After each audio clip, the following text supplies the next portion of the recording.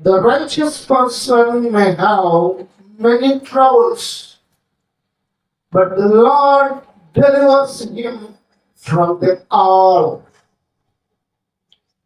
धर्म पर बहुत सी विपत्तियां पड़ती है, यहोवा उसको उन सब से मुक्त करता है.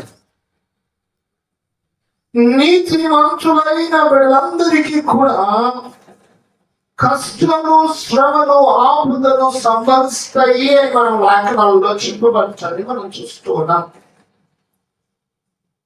మరి కష్టాలు ఎదురైనంత మాత్రాన, శ్రమలు ఎదురైనంత మాత్రాన, ఆపదలు సంభవించినంత మాత్రాన దేవుడు మనల్ని విడిచిపెట్టినట్టు కాదు. వాటన్నిటి నుండి దేవుడు మనల్ని విడిపించిన దేవుడై అన్నాడు. God will deliver you guaranteed from the troubles. God will deliver you guaranteed from the device.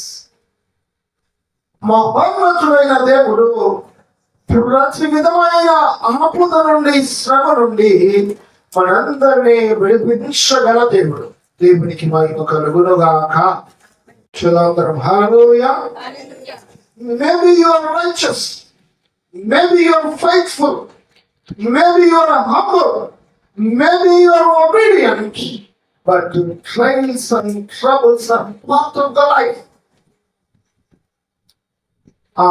वफादार तीन आज्ञाकारिता, लेकिन जीवन में कठिनाई, परेशानियां आते हैं. మనందరి జీవితాల్లో ఇవి భాగమై ఉన్నాయి.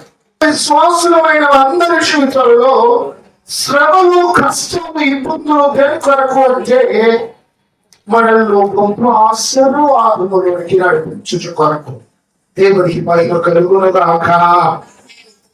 లేఖన భాగంలో మనం చూస్తాము, నశించుచున్న సువర్ణము అగ్ని పరీక్ష ద్వారా మేలిమి బంగారంగా మార్చబడుతుంది. అవునండి.